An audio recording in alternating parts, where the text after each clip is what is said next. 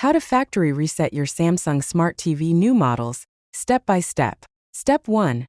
Open Settings, grab your Samsung remote, press the Home button, and go to Settings. Step 2. Navigate to General and Privacy, scroll down and select General and Privacy. On older models it may just say General. Step 3. Select Reset, scroll down to Reset and press OK. Step 4.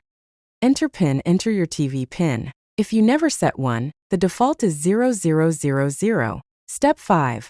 Confirm reset, select Yes to confirm. Your TV will turn off, reset, and restart like it's brand new out of the box. Method 2. Hard reset without remote button reset. If your TV is frozen or the remote isn't working, you can still reset it manually. Unplug your TV from the power outlet. Press and hold the power button on the TV, not the remote. Keep holding for about 15 seconds. Plug the TV back in and turn it on. It should reset itself.